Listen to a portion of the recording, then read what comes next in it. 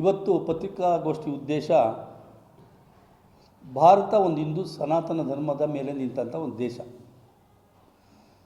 ಈ ದೇಶದ ಹಿನ್ನೆಲೆಯಲ್ಲಿ ನಾವು ಹಿಂದುತ್ವದ ಮೇಲೆ ಇವತ್ತು ದೇಶವನ್ನು ನಿಂತಿದೆ. ಈ ರಾಷ್ಟ್ರದಲ್ಲಿ ಹುಟ್ಟಂಥವನು ಪ್ರತಿಯೊಬ್ಬನೂ ಹಿಂದೂನೇ.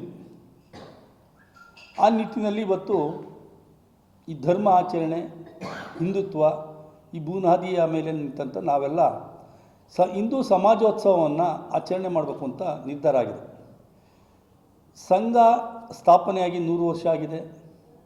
100 ವರ್ಷದ ಹಿನ್ನೆಲೆಯಲ್ಲಿ ಶತಾಬ್ದಿಯನ್ನು ಇತ್ತೀಚೆಗೆ ನಾವು ಆಯೋಜನೆ ಮಾಡಿದ್ದು ಯಶಸ್ವಿಯಾಗಿದೆ. ಅದೇ ರೀತಿ ಹಿಂದೂ ಸಮಾಜೋತ್ಸವವನ್ನು ಹಲವಾರು ಕಡೆ, ಕೆಲವು ಕಡೆ ಮಾಡ್ತಾಯಿದ್ದೆ ಹಿಂದೆ. ಈಗ ಸಂಘಕ್ಕೆ 100 ವರ್ಷ ತುಂಬಿದೆ.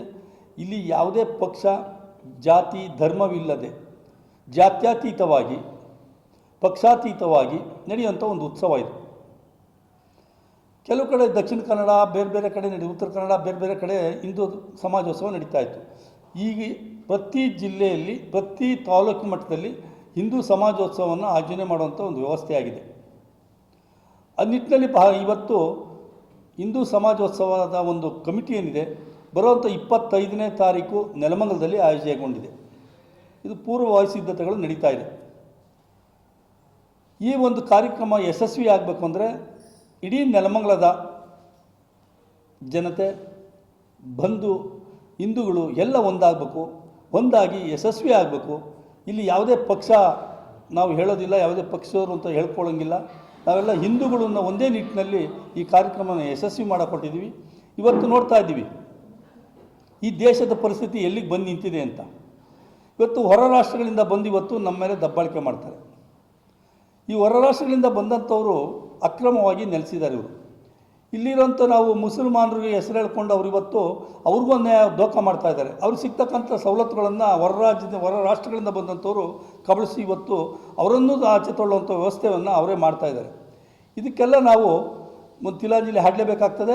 ಇವತ್ತು ನಮ್ಮಲ್ಲಿರ್ತಕ್ಕಂಥ ಏನು ಒಂದು ಲೂಪ್ ಹೋಲ್ಸು ನಾವೆಲ್ಲ ಒಂದು ಆಗದೆ ಹೋದರೆ ಇಡೀ ದೇಶ ಇವತ್ತೆಲ್ಲ ಒಂದು ಅಧೋಗತಿಗೆ ತೊಗೊಂಡೋಗುವಂಥ ಒಂದು ವ್ಯವಸ್ಥೆ ಆಗ್ತದೆ. ಮುಂದಿನ ಭವಿಷ್ಯ ಈ ಜಲ, ನೆಲ ಸಂರಕ್ಷಣೆ ಮಾಡುವಂಥದ್ದು ಇಲ್ಲಿನ ನಮ್ಮ ಈ ಜನಗಳ ಮೇಲೆ ನಿಂತಿದೆ. ಆ ನಿಟ್ಟಿನಲ್ಲಿ ಪ್ರತಿ ವಿಧಾನಸಭಾ ಕ್ಷೇತ್ರದಲ್ಲಿ ಆಯೋಜನೆ ಆದಂಥ ಹಿಂದೂ ಸಮಾಜೋತ್ಸವವನ್ನು ಯಶಸ್ವಿಯಾಗಿಗೊಳಿಸಬೇಕು ಅಂತೇಳಿ ಇಡೀ ನೆಲಮಂಗಲದ ಏನು ಹಿಂದೂ ಸಮಾಜದ ಏನಿದ್ದಾರೆ ಬಂಧು ಭಗಿನಿಯರಿದ್ದಾರೆ ಅವರೆಲ್ಲರೂ ಭಾನುವಾರ ಬೆಳಿಗ್ಗೆ 10 ಗಂಟೆಗೆ ಚೌಡೇಶ್ವರಿ ದೇವಸ್ಥಾನದಿಂದ ಒಂದು ಶೋಭಾಯಾತ್ರೆಯಲ್ಲಿ ಪಾಲ್ಗೊಂಡು, ತದನಂತರ ಪೇಟೆ ಬೀದಿನಲ್ಲಿ ಬಂದು ಬಸವಣ್ಣದೇವರ ಮಠದಲ್ಲಿ ಆಯೋಜನೆಗೊಂಡು ವೇದಿಕೆ ಕಾರ್ಯಕ್ರಮ ಇರ್ತದೆ. ಈ ವೇದಿಕೆ ಕಾರ್ಯಕ್ರಮದಲ್ಲಿ ಬಸವಣ್ಣದೇವರ ಮಠದ ಪೀಠಾಧ್ಯಕ್ಷರಾದಂಥ ಶ್ರೀ ಸಿದ್ಧಲಿಂಗ ಸ್ವಾಮಿಗಳು ದಿವ್ಯ ಸಾನ್ನಿಧ್ಯದಲ್ಲಿ ಈ ಕಾರ್ಯಕ್ರಮವನ್ನು ಆಯೋಜಿಸಲಾಗಿದೆ. ಅದೇ ರೀತಿ ನಮ್ಮ ಈ ರಮಣಾನಂದ ಸ್ವಾಮಿಗಳು ಅವರು ಸಹ ಈ ಕಾರ್ಯಕ್ರಮದಲ್ಲಿ ಪಾಲ್ಗೊಳ್ಳಲಿದ್ದಾರೆ. ಹಾಗೆ ಕೆಲವು ನಮ್ಮ ಹಿಂದೂ ಮುಖಂಡರುಗಳು, ಹಿಂದೂ ಸಮಾಜದ ಮುಖಂಡರುಗಳು ಭಾಗವಹಿಸಲಿದ್ದಾರೆ. ಈ ಮೂಲಕ ನೆಲಮಂಗಲದ ಜನತೆಯಲ್ಲಿ ಒಂದು ಮನವಿಯನ್ನು ಮಾಡ್ತೇನೆ. ಸಾಕಷ್ಟು ಸಂಖ್ಯೆಯಲ್ಲಿ ಸೇರಬೇಕಾಗುತ್ತೆ, ಸಹಸ್ರಾರು ಸಂಖ್ಯೆಯಲ್ಲಿ ಸೇರಿ ಈ ಕಾರ್ಯಕ್ರಮವನ್ನು ಯಶಸ್ವಿ ಮಾಡಿಕೊಡಬೇಕು ಅಂತೇಳಿ ಎಲ್ಲ ನೆಲಮಂಗಲ ಬಂಧುಗಳಲ್ಲಿ ಈ ಮೂಲಕ ನಾನು ಒಂದು ಮನವಿಯನ್ನು ಮಾಡ್ತೇನೆ.